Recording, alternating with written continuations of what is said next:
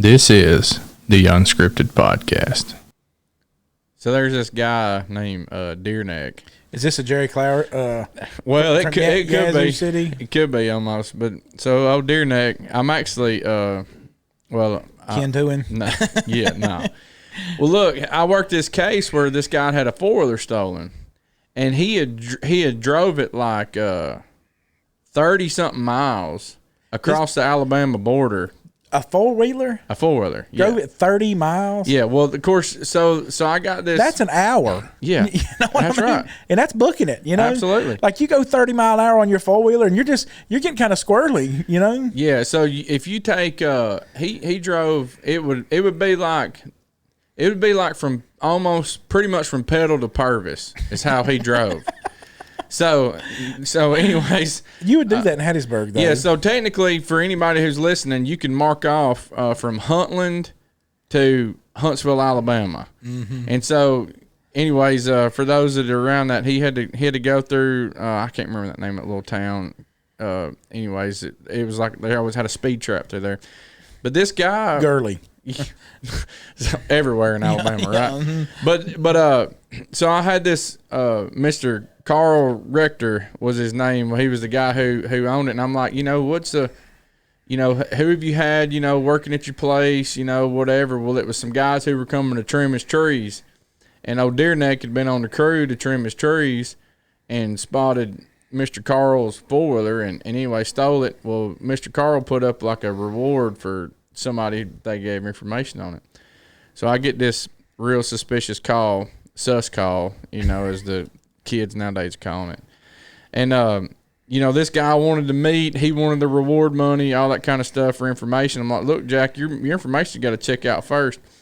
So anyways, I drove So this guy was narking on this other guy? This guy was narking on another guy to get the money. Okay. Yeah.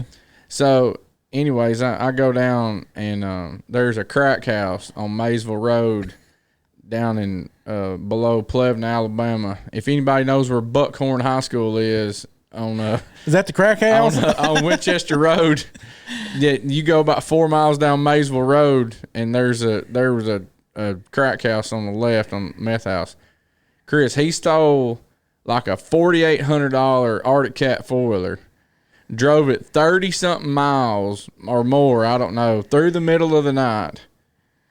With the lights on?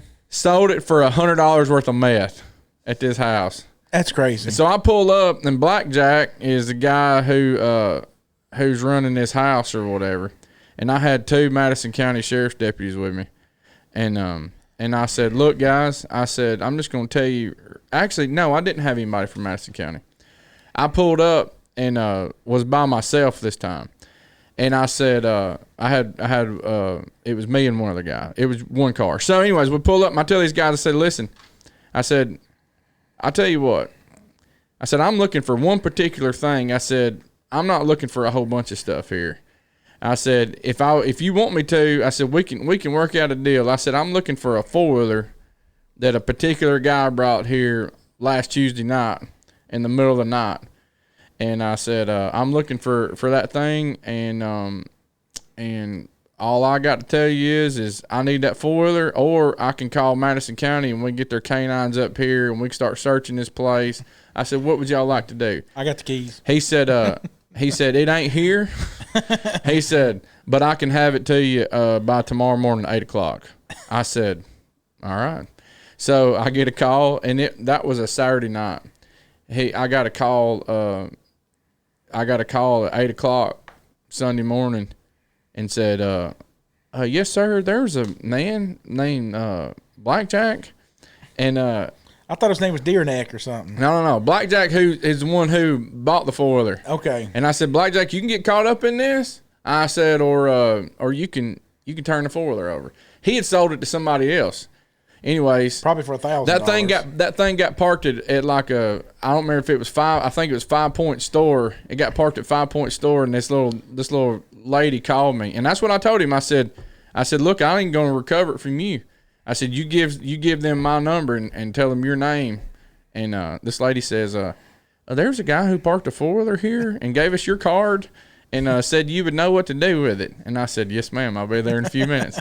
And anyways, went and got it. Did he drive it 30 miles back? No, so I drove it on the trailer back.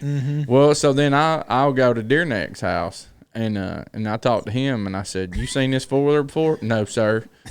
I said, "You ever rode this 4-wheeler before?" "No, sir." I said, "Well, your DNA's all over it." "Huh?" I said, "Yeah, your DNA's all over it." I said, "Here's what's gonna happen." I said, "You can either tell me what happened with this thing," I said, "or you can get turned in with a whole bunch of other people." And anyways, he kept lying or whatever. And I said, "Let me tell you something." I said, "In court, I said, you know who Mark McGuire is?" He said, "No." I said, "Oh man." I said, "Okay, yeah." "You know who Sammy Sosa is?" He says, "Uh-uh." I'm like, man. Is he from down at the gas station?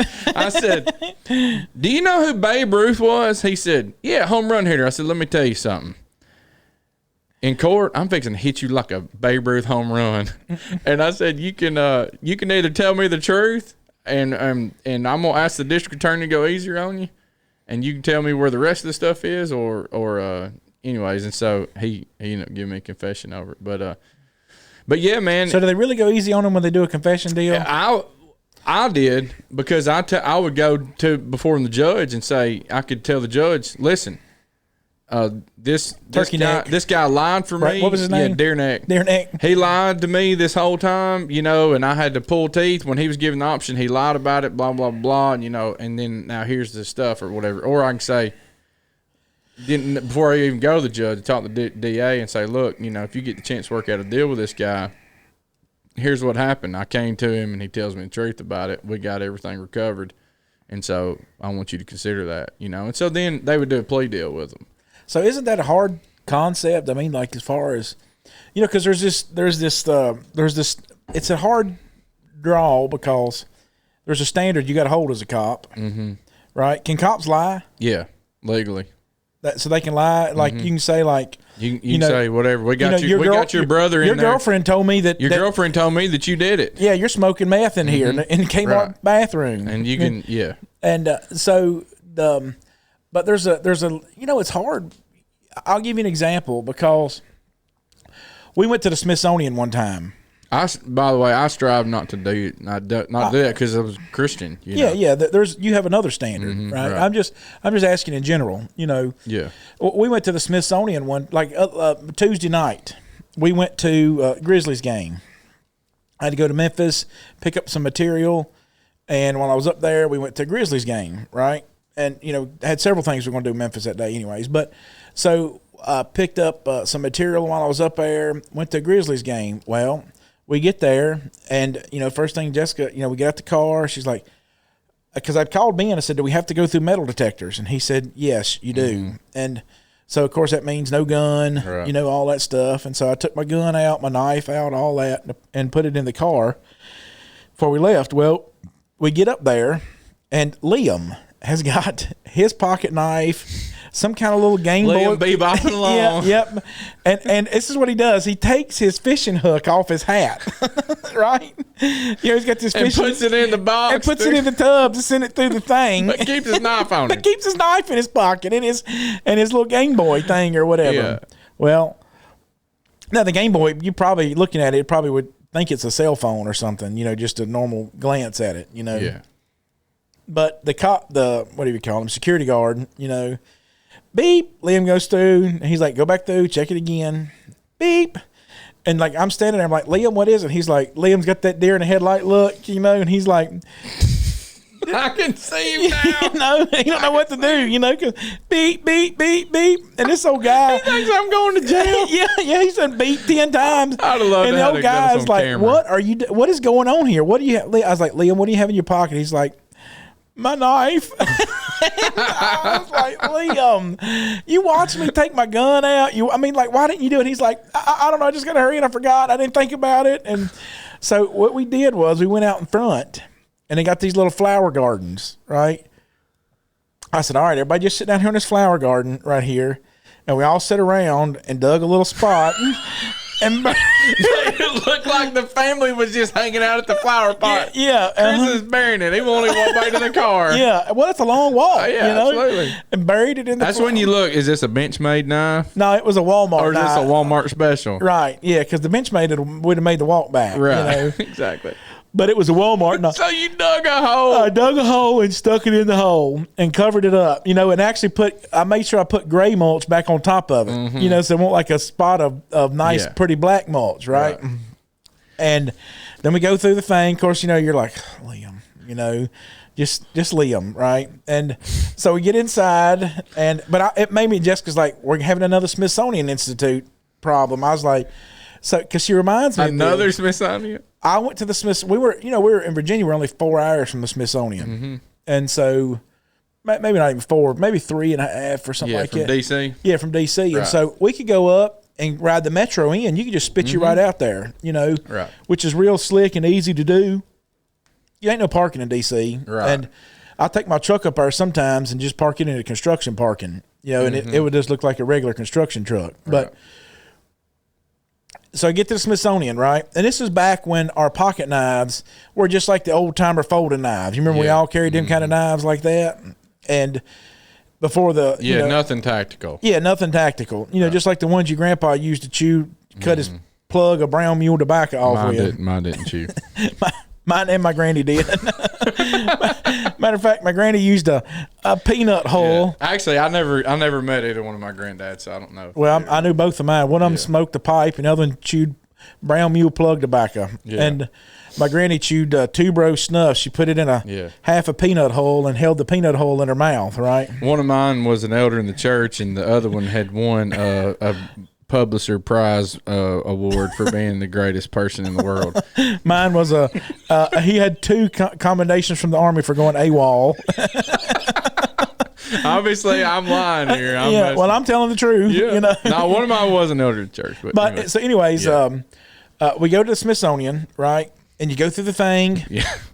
Beep. And this is long before 9/11, right? So, things were a little bit different back then. Oh, yeah, a lot bit different. So this chick that was running the security line or whatever, right? My knife, you put your knife. She take her job real serious? Listen, this is what she had, okay? There's a certain length of knife that's allowed, okay? It's a certain length of knife that's allowed.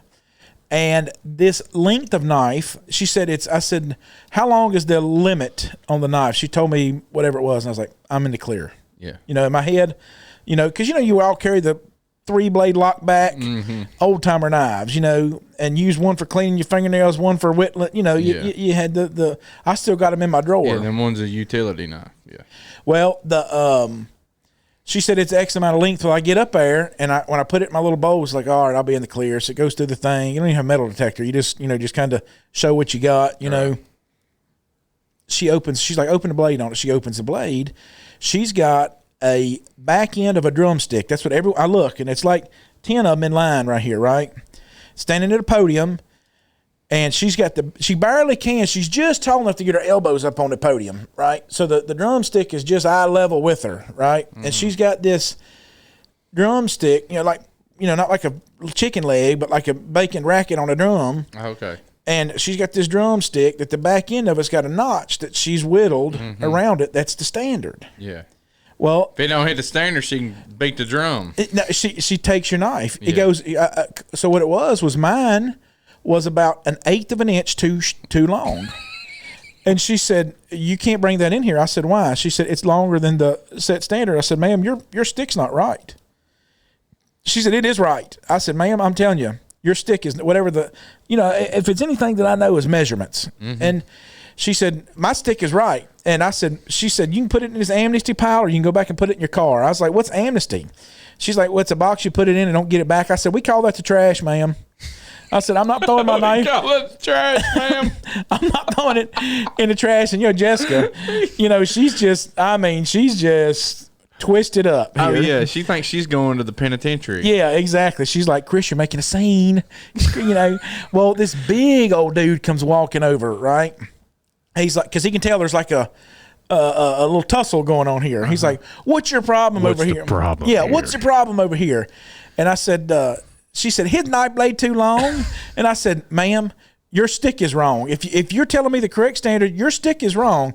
He said, give me your stick. He pulled out his stick, and his was worn. It had, you carry a piece of wood long enough, you'll kind of like burnish it. You know what I mean? Yeah, and there ain't no walking back to anywhere right there. Yeah, ain't no walking back. So he looked at her stick and looked at mine. He said, "Who whittled your stick?" She said, "Well, I did." And it was, the line was this much shorter than his was. And he said, Quarter inch, yeah. Yeah, it was Half probably inch. like 3/8 of an inch. And mine was 1/8 of an inch too long. And I thought, how many people done put their knives in your amnesty box Right. because you got your stick whittled wrong, right? And he's like, "Go on, don't worry about it." Well, long and short was, she had the wrong standard. Mm-hmm. She was setting the wrong standard to do it. And now, you know, I mean, like, was it right to argue? That's another conversation for another time. But I really thought I was in the right, and I just happened to be this time in the right, you know. And so Jessica, when we had the thing at Memphis, because it's stuck in her mind so much, you know, like me pitching a fit at the Smithsonian, you know, that because the next one we went into, she's like, "We ain't going through that again." She's like, "We ain't going through that again." I'm just telling you. Poor Jessica. She's probably sitting through the whole Grizzlies game going, I know that some homeless person is digging up that knife, and now they're going to commit a murder, and Liam's DNA is going to be all over that knife, and I just know we're all going to the pen, and I know that I'm going to get arrested because I'm his mama, and he's a juvenile, and I'm the only woman that ain't going to be nobody who take care of my babies. And, yeah, hey Ben, Chris is real good with measurements unless it comes to barn doors and tractors. Well, I'll tell you this: when I went to the next one, the next Smithsonian, I went out there and found a crack in the mortar and slid my knife in that crack in the mortar, just so I would avoid to have that happen again. Hey, that's the way New York City is nowadays. It doesn't matter if you're so at DC, we would go up there during police week whenever they'd put new names on the. We didn't go up there by choice. We went up there because we lost the officer in the line of duty, and that's how we started it in 2010. And anyways, we go up there. Well, it's really nice. At least it is now. I don't know, or at least it was then. I don't know how it is now. But during that, DC's never nice. Yeah, during the police week, there's about 30,000 extra cops in the city. Well, that's a little bit different dynamic, right? Your ratio to meth heads it changes a little bit. And so if you wear your badge, and if you got your badge, you ride the metro for free that week. And so you're doing that, and you'd also carry your firearm anywhere you want to, including the whatever, all the monuments and stuff like that. But you go a few miles north in New York City. It don't matter if you're a cop. It don't matter who you are or whatever. You know, you're in a bad spot. And well, we were going to a preseason game at Titans Field one time. In Titan Stadium in Nashville. Me and my older brother were. He lived up there at the time, and he got some preseason tickets. And I said, "Yeah, I'll go to a game with you." And so we're going. I've been policing for 10 years at this point, at least. And we're going. We walked. Of course, we parked in the cheapest parking you could park at, and we walked, 2 miles or whatever. Right. And it's like, Brian, we could have paid $5 more, and we could have parked right over there. Right. We just burnt lunch off walking over here. We walked the bridge. We walked across the river, Right. Anyways, a lot of people did it. But so we get over there, and I see it was like, preseason, they're training new people. So I'm seeing like this, they wanding everybody. Right. And I'm like, I got my gun on me. And I was like, they're going to hit me up. And I was like, it's going to be a problem because this is like training day. Right. And this is a newbie. Like, they're not. Right.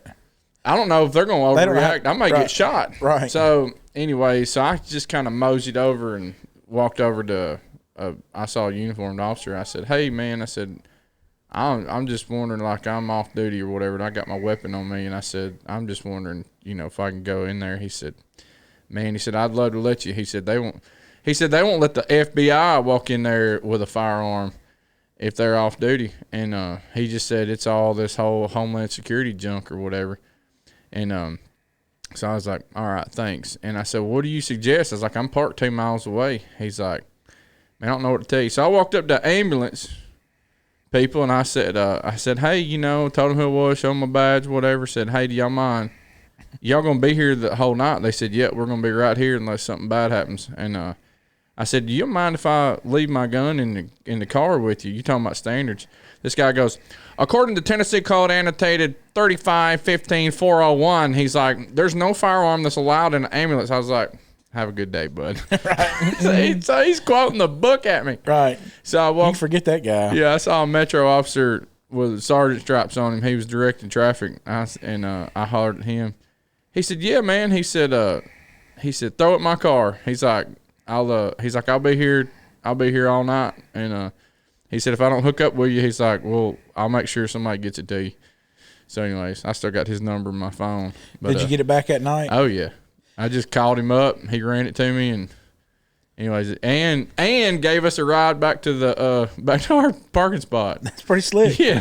So that worked out pretty good. You know, there's just such a strong spiritual application from this, right? And, you know, I was thinking about this in the sense of, you know, like this idea of holding the line, you know, of understanding the standard, of knowing what you know, because there's all this, you know, we're studying this idea of legacy this year for in our church family. Mm-hmm. And, you know, the idea behind this legacy is that, you know, everybody's going to leave this kind of different legacy. And it's going to be based on what they think is right. Now let me make sure I explain this, because there's no such thing as existentialism. Okay, you got to explain that word to me. Existentialism is... Hold on, Ben, can you explain existentialism? Can you spell it? Chris likes to use these big words. He looks them up 15 minutes before we come in here. That ain't on my phone. Look at my. That ain't on my phone. Look at Let me erase my. Let me look at my latest. Look, I got two teenagers in my house right now. Look, mine is Pokey, Poki. I'm sure that's one of the boys. Pokemon. Yeah, Fanatics, UPS tracking, high speed end meal, national championship, Existentialism. aluminum supply, New Orleans. You know, the 5C. All right, explain the word to me. So Hey, by the way, pause your browser, and if you can tell us the definition at this timestamp right now, tell us what it means. All right. Get a button that says Word of the day. But existentialism is this idea that there are things that are right in certain situations and things that are right in other situations. Okay. So there's no, what you're saying is there's no such fluid thing. standard. Yeah, it's not that, because in existentialism there would be a definition that there is something right. Does that make sense? But there's no absolute right. So let's just say that sounds kind of woke, like a woke society word. Well, it's actually a word that I learned probably 25 years ago, and I read it in a commentary book or something like that. But anyways, this idea that, like, say sometimes it's okay to let's just say that there's nowhere to go to church on Sunday. So you're somewhere, there's nowhere to go to church, so I'm gonna go to the Baptist church. Yeah. Right? Or well, you got to say, Paul said, I become all things to all men that I might save some. And so there's a time whenever he might have went into the synagogue, even though he didn't synagogue worship anymore, he might have sat through a synagogue service. That's right. So that he could have the opportunity to speak the truth. Yeah, and it's like I had a brother back home one time that actually he spent one whole quarter of Wednesday nights going to and this was a great brother. He spent one whole quarter because we studied all these denominational doctrines. Mm-hmm. And he came out of one of the denominations too, but he only, most people that come out of various denominations come out of a denomination. Yeah. And so they usually have experience with two then, right? Yeah, because you come from this church to the truth, right? To the Lord's church, or you come from this one to this one, right? And they usually don't have the brevity of all of them. Well, he spent every Wednesday night for a quarter, going around to all these various denominations, just listening to their assemblies and stuff like that. And I'll tell you what John told me in the end. He said it was a waste of my time. Mm. But this idea of existentialism is that sometimes it's okay. Like I can say cuss words here, but I can't say cuss words there. I can say them when I'm around my buddies, right? But I can't say them in front of Miss Mary Johnson, who's 95. Right. That's existentialism. Well, and so that's not what I mean by this legacy of existentialism. What I mean by that is that every person's going to have their own circumstances in their life that they would utilize and use to leave their legacy. So you've got 3 boys and a girl. Mm-hmm. I've just got 3 boys. So my legacy will look different than yours will. Yeah. And if I had no children, it would look different. If I had whatever, my circumstances, and what I mean by that is that I've got to make sure that the standard that we're leaving, God gives us these rules. Like you ever look at the Uniform Tax Code before? Yeah. I haven't. It's not like... I mean, it's 10,000 pages. You know what I mean? Yeah. No, I mean, I look at specific things. Yeah, but you know why? We should be able to do our taxes on a note card. Yeah. You make this amount, you pay this amount, you make this amount, you pay this amount, right? And that's the way it should go. But no, they do all these, if you do this, then that. We have to pay somebody, right? Yeah, who's the senator from Texas? That's what he was running on years ago when he was running against Trump. Yeah. Ted Cruz. Ted Cruz. Yeah. So, but anyways, long and short of it is that God gives us this, I don't know, for lack of a better term, this book. That's the standard, right? That God in the beginning, when he told Moses, and Jesus stitches it up in the Revelation letter, that don't add to, don't take away. Yeah. These words that I tell you commit to your children, all these things that Moses and God goes through as we go through this Deuteronomy 4, Deuteronomy 6, Revelation 22, all these things God is trying to get us to see as this standard. But there's this thing that happens is that it's so hard to understand just a rule. And sometimes, you understand what I mean? Yeah. Like for example, there's no "don't beat your wife" verse. Right. It's not in there. But it is, husbands love your wife as Christ loved the church. So what God does then is he has to demonstrate to us what love is. Right. What love is. And not say, don't do this, don't do that. It's interesting that you bring that up too, because I literally had a conversation with one of our sisters in Christ this Sunday night. She wanted to beat her wife? No. Just talking about, no, not at all. But her wife's not strong enough. No, I'm just kidding. No, she doesn't have a wife. But no, I was talking to her. She asked me, she's like, why did you bring up my conversion story to college students? And I was like, well, because you're important. And I said, you're an example of joy. And so I brought it up in our Sunday morning class about her conversion story and how I'd shared it with college students, and it was based off of the Philippian jailer. How that, who do you think he'd listen to all night? Well, he saw the joy of Paul and Silas after they'd been beat half to death, put their ankles in stocks in the prison, and at midnight they're singing hymns and praying to God, and the prisoners were listening to them. Right. And so whenever this earthquake came, in Acts 16, and then whose feet else is he going to go and fall down to? And I asked Tom Bird, I said, have you ever seen? I said, you did a good job with that class. I haven't been able to come to it much because we've been doing the other class. Oh, you were in there Sunday, right? I was in there this past Sunday. Yeah. Yeah, you did a good job. Anyways, so Tom just said he'd been in the prison system 25 years or something, 26. I don't remember how long. And I said, you ever seen an inmate? Have you ever seen a jailer, a guard, run and sit at the feet of an inmate, trembling and saying, "Sir, what must I do to be saved?" And he's like, "No, never. It ain't going to happen." But they saw the joy. And you hit Tom on the head right there for that impression. Nobody else will get that but us. They saw but they knew the joy. He knew the joy that Paul and Silas had. So whose feet is he going to go lay down at? And he craved that joy. Well, so that sister that I told the story about, she asked why I brought it up to college students, and I told her exactly why. And I said that's why I brought it up in class today too. And she's a foreigner.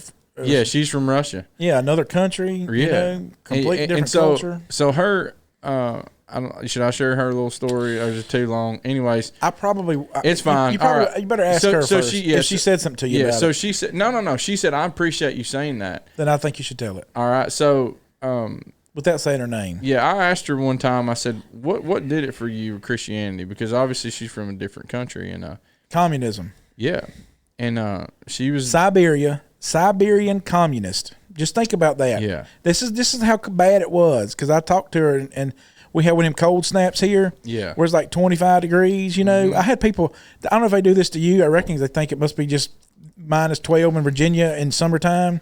But I had them calling me saying, "Hey, it's going to be 25. You reckon my pipe's going to freeze in my house tonight?" I said, "How long ago was your house built?" "I don't know, like 2010. Like, you're fine. You got insulation in your walls. Right. It'll be 25 for about 15 minutes, and then it's gonna march back up. I said, if it's 25 for the high for the week, maybe so. And I told her, I told her that story, and I was like, I hated those days and the a week in Virginia where the high was 10. She said, I hated the winters like that where the high was 10. Just think about that. You go all winter long, and the warmest it gets is 10 degrees. Yeah, it's crazy. And so, she's a communist, Siberian, right? Here we go. Atheist, keep going. Yeah, so I said, what did it for you? And she said, well, these missionaries had came from, I believe it was Mount Juliet, Tennessee, or Smyrna, Tennessee. And she said they're in the middle of Siberia, wherever she's at. And she said it was freezing cold and snows everywhere. And she said, we're cold in our house. And they pump the heat into the houses there? No, I don't. So in Russia, it's very that's why they didn't fight in the winter. They just started fighting again in Ukraine. You know that? Yeah, in the springtime. Whatever. Yeah, and it's because they literally have to pump hot water and heat into the houses. They're that governmental controlled. Wow. Just think about so us. So they have like the radiator heat or whatever? Yeah, just think about us that make our own heat in our homes. Right. Just think about such a difference in the way that we think and the way that that's communism. Yeah, that you have to depend on the government for your heat. Yeah. Just think about that. Not just your power, but your heat too. Mm-hmm. Your hot water. And you'll freeze to death over there. Dead, quick. son. DED. Dead. That's why it's such a huge deal. So go ahead. I'm sorry. So no, that's fine. And so she's like, it's freezing cold. We're cold in our house too. But she said they came in and they're so freezing cold. And she said they're kicking the snow off of them. And she said we're just so miserable. And she said they had so much joy. And she said I was sitting there as an atheist. And she said I envied their joy. And she said that's what turned me on to the gospel. And so. So she asked me Sunday night, why did you tell my story or whatever? And I said, well, because it's important. And I said, you got all these college students today who they're wanting to end their life or they don't know where to go next or whatever. And I said, and the whole message of that night of the church was you are the sermon. And what if everybody in the church was just like me? Would anybody experience joy? Would anybody experience all these different things? And so her joy was contagious. And so she said to me, so many people, this was the conversation Sunday night, so many people see the Bible as a rule book. And she said, I have never looked at the Bible as seeing it as something that I can't do something now. Because of Christianity, I'm no longer allowed to do these things. She said, Christianity is so liberating. She said, I'm completely free to the point that it's such a joy to serve God in whatever way He wants me to serve Him. Ain't that an awesome thing? Oh, man, I'm just like, just emotional thinking about it, Yeah, and that's what the Lord's drawing with is the truth and the truth will make you free. That now I am completely free. It's not about the shackle that the world has, but I'm free from all these changes. Because the world is an ever-shifting sand. It's just always going to change. And so you think about, like, this idea, Paul and Silas, at some point in the night, they went back to prison. Yeah. Yeah, that's right. Uh-huh. I know you're going to bring this up Sunday. Yeah, they're still there. They're going to go. I mean, like, if you look at this account in Acts 16, and, this is a powerful account. And really and truly, there's Paul is kind of exercising his right, kind of as a Roman. Yeah, as a Roman. And it's the same thing I was doing with that girl, at the Smithsonian. Like, no. You've just got the wrong standard. You just missed the boat here, not me on this. Sometimes I miss the boat, right? Yeah. Like I always tell myself, if I ever get pulled over for speeding and I won't speeding, I'm just making up time. It's not like I'm not guilty of it. Yeah. I just didn't get caught them other times. Mm-hmm. Well, Acts 16, when this guy at the nighttime, they wash them, same out of the stripes. I think your story is exactly to what Paul went through with your knife and him getting beat on the back. Hey, you know what? I almost listen. Let me tell you how close I was to this. Don't cut me, Chris. I was so upset with that girl, and of course, this is a long time ago, and Chris has grown a lot.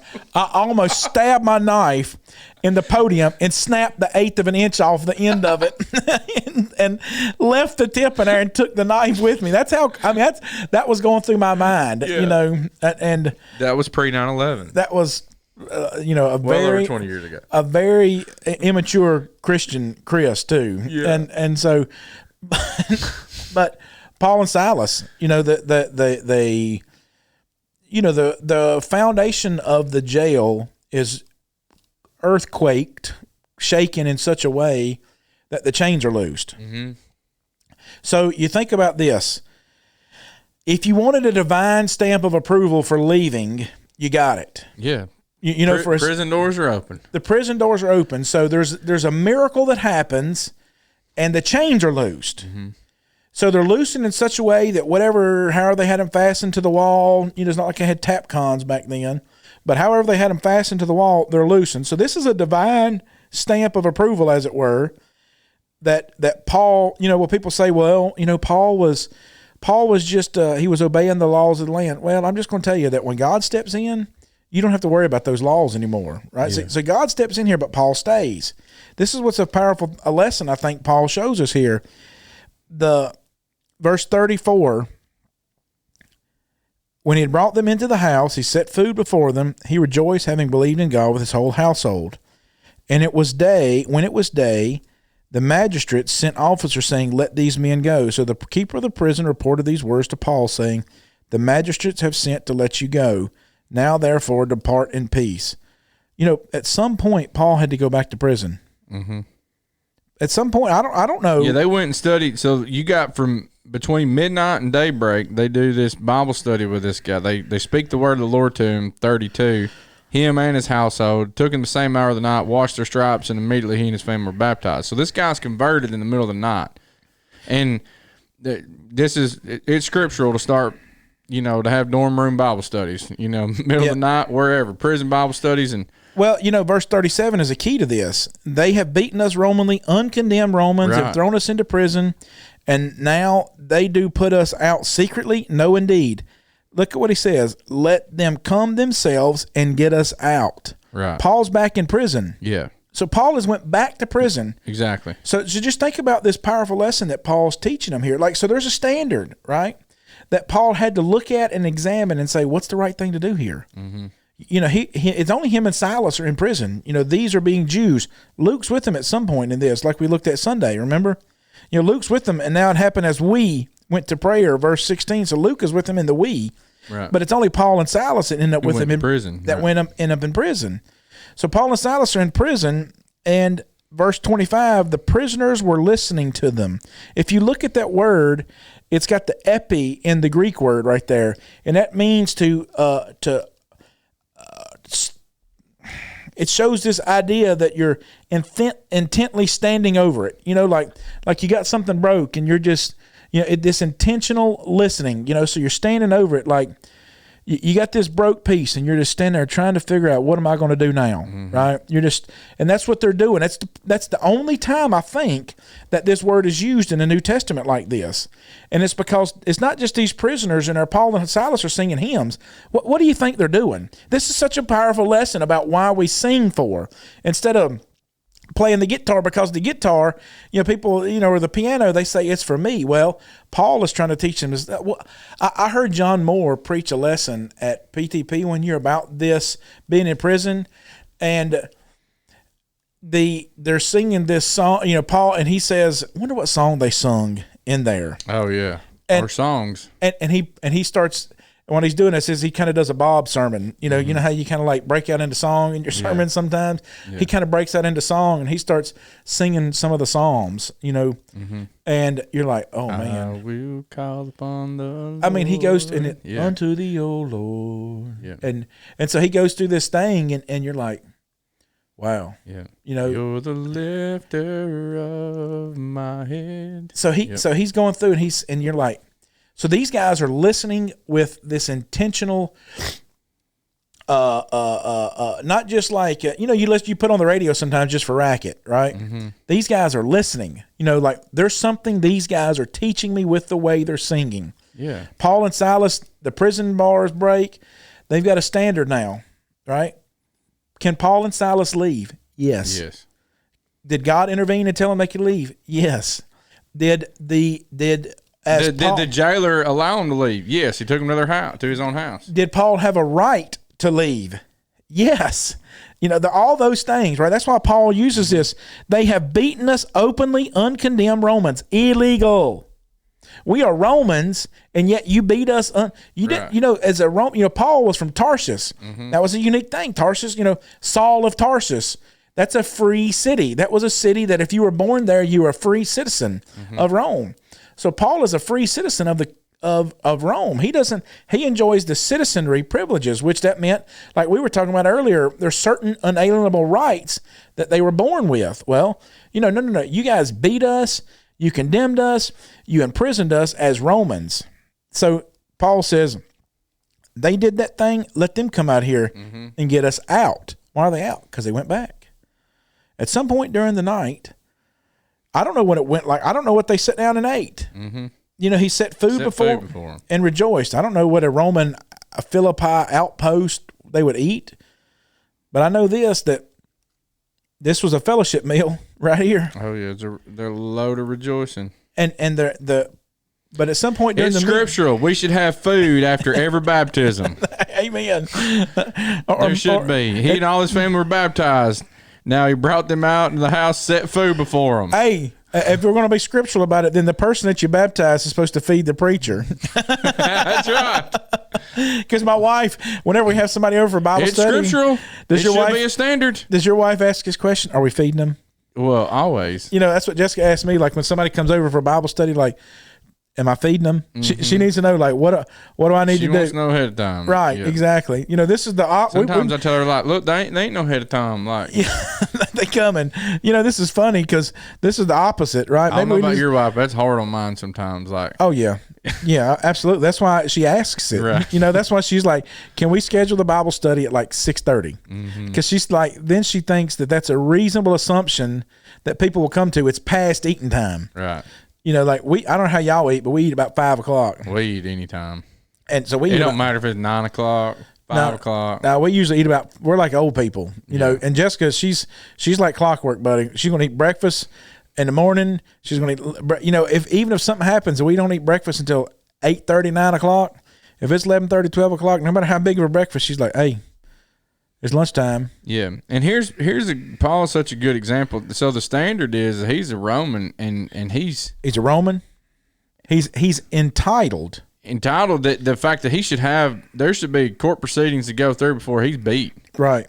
It's perfectly legitimate for him to be beat. He can be beat all he wants.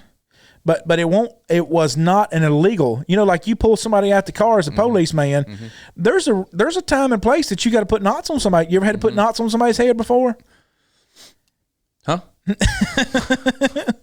Yeah, see, right? There's a legitimate time that's called for, right? There's a time when force needs to be used. Yeah, But all those are set in guidelines, right? In standard, right? It's not like you just, you fighting with Courtney coming down the road on the phone. Did you say us? Did you say us? No, I'm just kidding. But I don't have the right to lay my hands on her. But there's. No, I'm just saying, you fighting with her, you're all twisted up mad. This next guy you pull over for some reason, mouths off to you. You don't just get to drag him out. You don't just get to drag him out for no reason. With your extend-a-wand. There was a guy who tried to kill us. He was every story starts out good. There's a guy trying to kill me. Well, he was.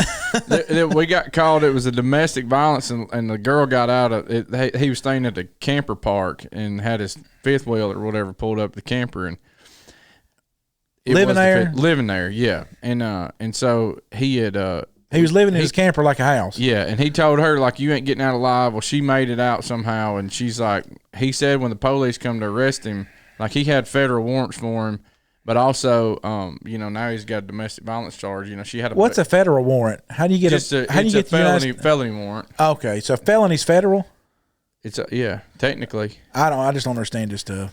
Yeah. Anyways, So it's a We can talk about it some other time. right. But anyways, a felony charge means that it can go all the way. It can go all the way to Supreme Court. Okay. And so it doesn't mean that it has to, but it can't be disposed of in a smaller court, in a municipality court or a general sessions type court.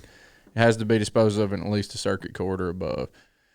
I know that's all weird, but I still don't understand it. So yeah. go ahead. So, anyways, a city judge can't dispose of a felony. Right. Oh, okay. I got you. He can't just say we're going to let that slide. Hey, we're going to let that slide, bro. No, it's got to go through the proceedings or whatever. Right. Okay. I got Now, you. he can establish that there was probable cause and then bind it over. Right.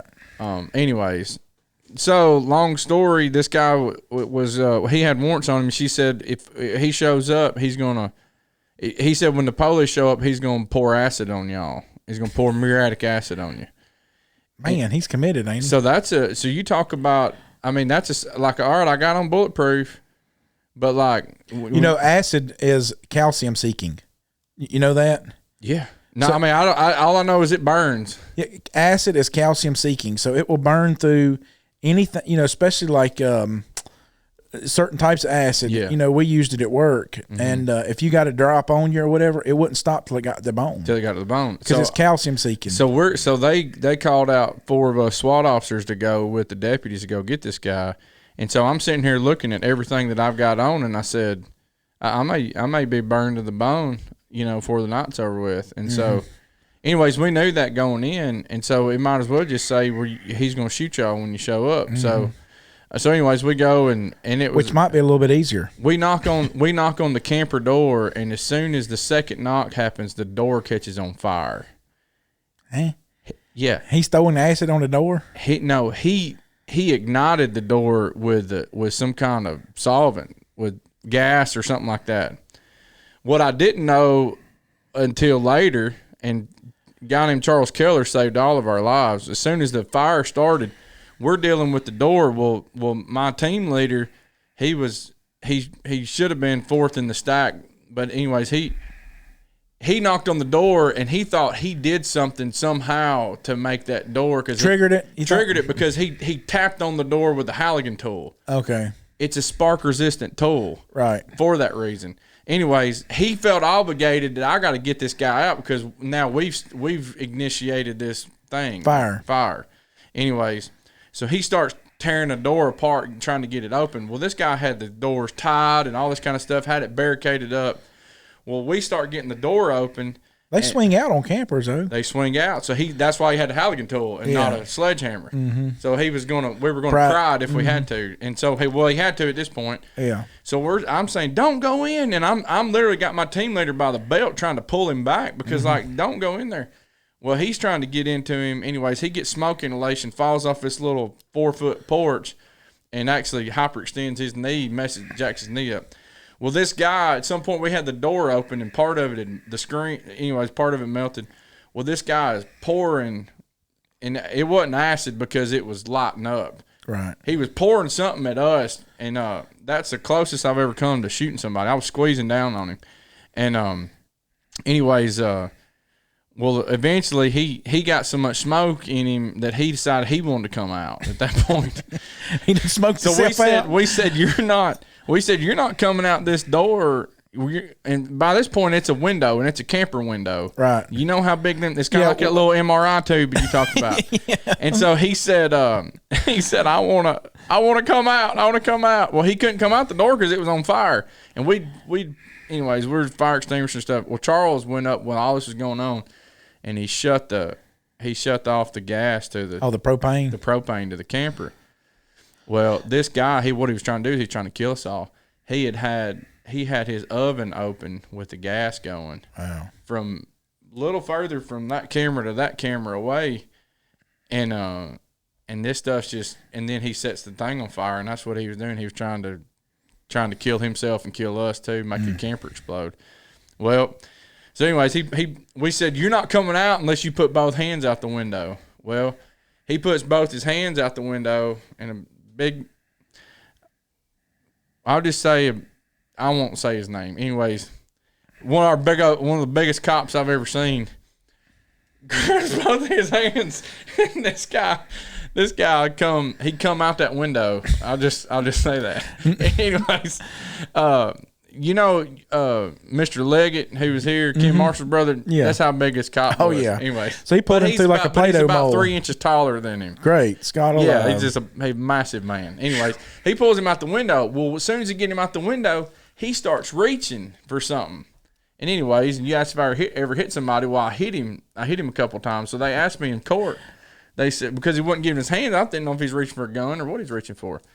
And so he, they said, "Did you hit my client?" "Yes, sir, I did." "Why'd you hit my client?" "I thought he was reaching for a gun. He just tried to kill me." So there's times whenever you have to do those things. But I've never seen an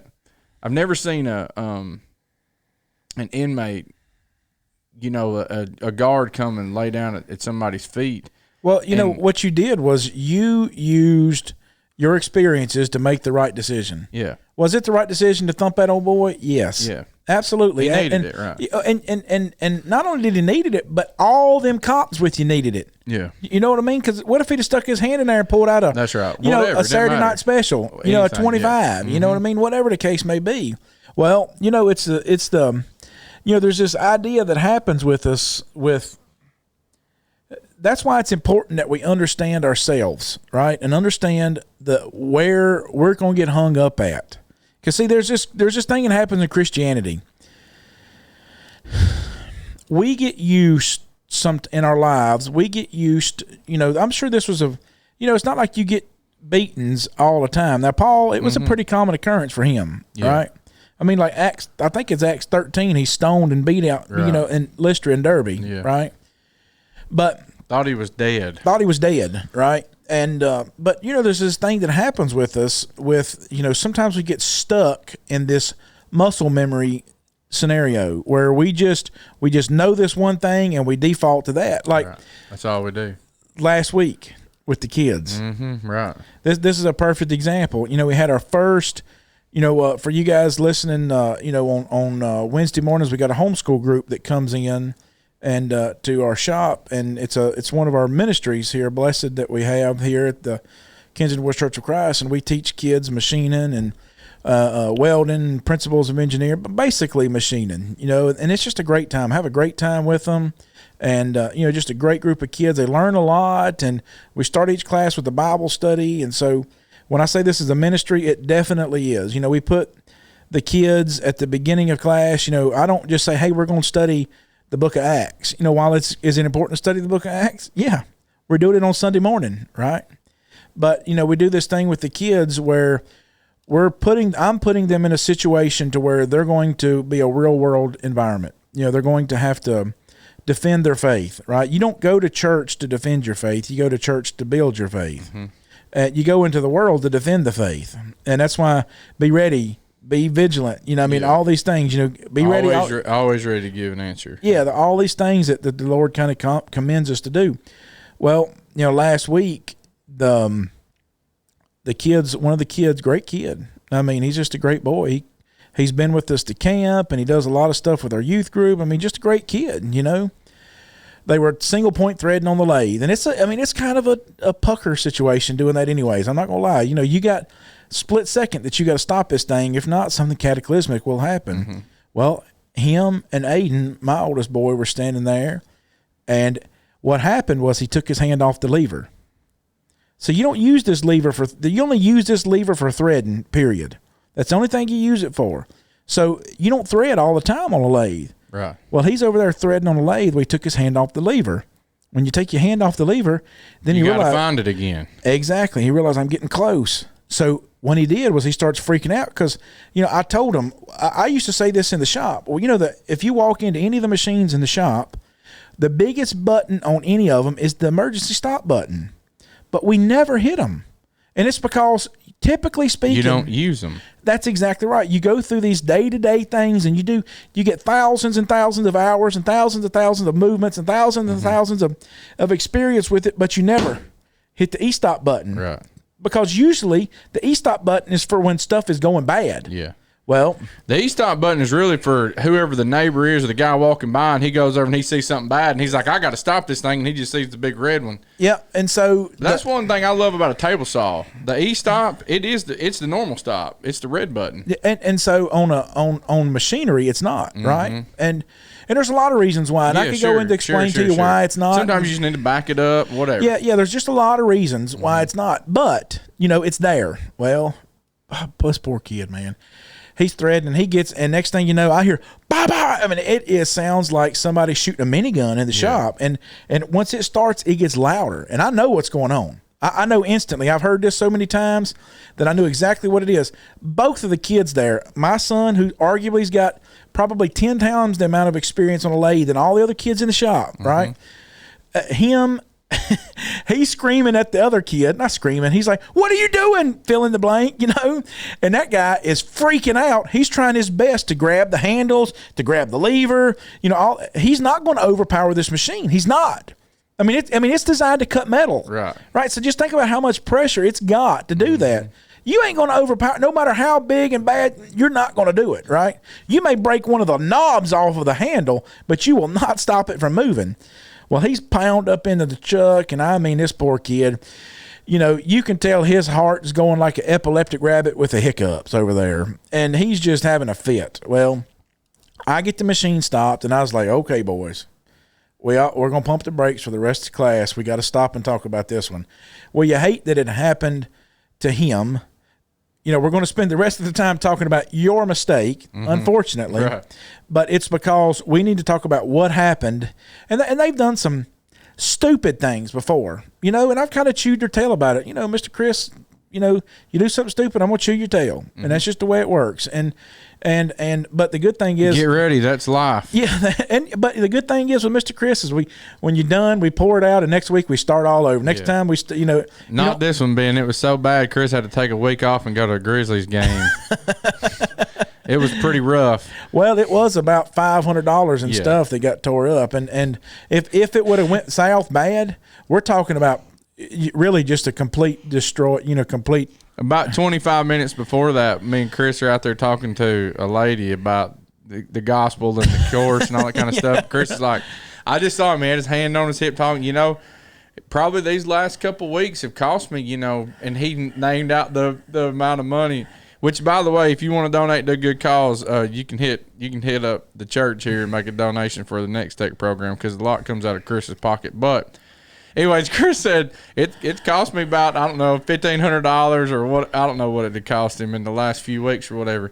Lo and behold, he hit another $500 hit. Yeah. 25 minutes later. Yeah, and but the reason why it happened is that, number one, right, they only had this narrow scope of what of the way they operate, right? Mm-hmm. So that handle, I can take my handle off that, leave it threading, walk away, and come back. But the reason why I can do that, experience. I've done it 25,000 times. I mean, I was fixing a part for somebody the other day in the church, and they said I hadn't ran one of these since the 9th grade, and I was fixing it on a lathe, and I looked at him and I thought, I hadn't stopped since the 9th grade. Mm-hmm. So, we're talking 30 years now, right?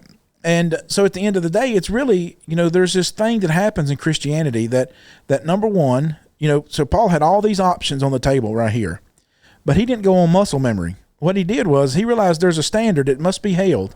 When you think about leaving a legacy, there's a standard that must be held.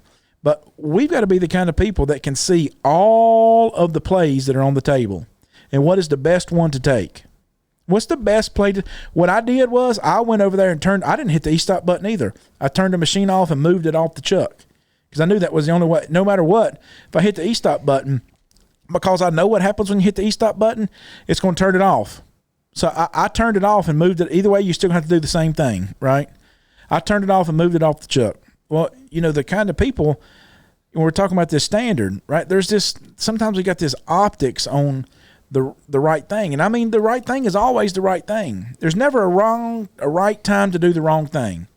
But, when you think about leaving a legacy, your standard that you're going to leave behind, well, that's going to be specific on what your circumstances are. So that's why God gives us all these people that we can look at. All these stories, I say story, accounts of Paul and all these people in the New Testament and all these people in the Old Testament. I found a really awesome one this week. You know, sometimes I'll find these little ones that just blow my mind. We were studying Joseph last month.